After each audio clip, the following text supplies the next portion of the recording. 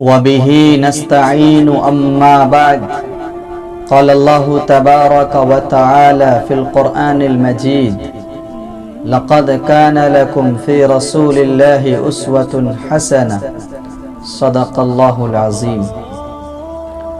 محمد کی محبت دین حق کی شرط اول ہے۔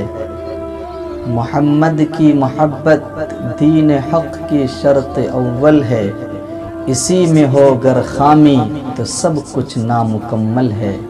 حضرات ناظرین، اللہ تبارک و تعالی نے لاسٹ پروفٹ جناب نبی اکرم صلی اللہ علیہ وسلم کو اس دنیا کے لیے آئیڈیل اور نمونہ بنایا۔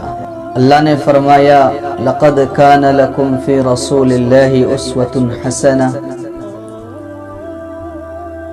کہ تمہارے لیے سب سے بہترین نمونہ، سب سے بہترین آئیڈیل اور سب سے بہترین اسوہ اگر کوئی ہے تو وہ جناب نبی اکرم صلی اللہ علیہ وسلم کی ذات گرامی ہے۔ اور کیوں نہ ہو، اللہ نے کہا انک لعلی خلق عظیم، کہ یقیناً ہم نے محمد عربی صلی اللہ علیہ وسلم کے اخلاق کو بلند کر دیا، بڑھا دیا۔ آپ کو اللہ نے خلق عظیم عطا فرمایا ہے۔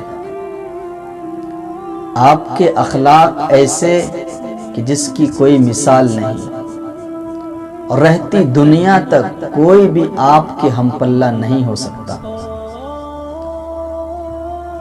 میرے کہنے سے نہیں، آج بھی آپ گوگل پہ سرچ مار لیں، فیس بک پہ سرچ مار لیں who is the best human in the world، کہ اس دنیا میں سب سے بہترین انسان کون ہے، سب سے اچھے اخلاق والے انسان کون ہے، سب سے بلند مرتبے والا انسان کون ہے۔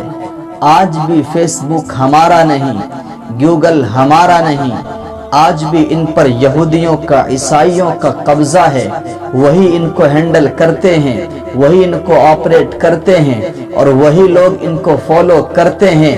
آج بھی ان پر ہمارا قبضہ نہیں ہے۔ اس کے باوجود وہ لوگ یہ دکھانے پر مجبور ہیں، یہ شو کرنے پر مجبور ہیں، یہ لکھنے پر مجبور ہیں، یہ بتانے پر مجبور ہیں کہ سب سے بہترین انسان ٹاپ 10 میں اگر کسی کا نام آتا ہے تو وہ آمنہ کے لال، عبداللہ کے لخت جگر، عبد المطلب کے نور نظر، مدینہ کے در یتیم، جناب محمد رسول اللہ صلی اللہ علیہ وسلم کی ذات گرامی ہے۔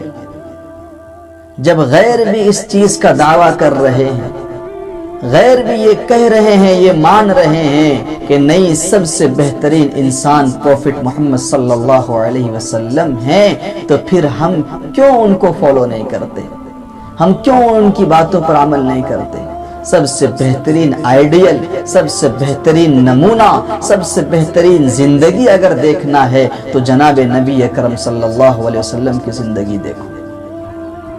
ہمارے لیے نبی کی زندگی ایک نمونہ ہے، ایک آئیڈیل ہے زندگی جینے کا، زندگی گزارنے کا، سلیقہ مند بننے کا۔ اس لیے ہمیں نبی اکرم صلی اللہ علیہ وسلم کی زندگی کو اپنانا چاہیے۔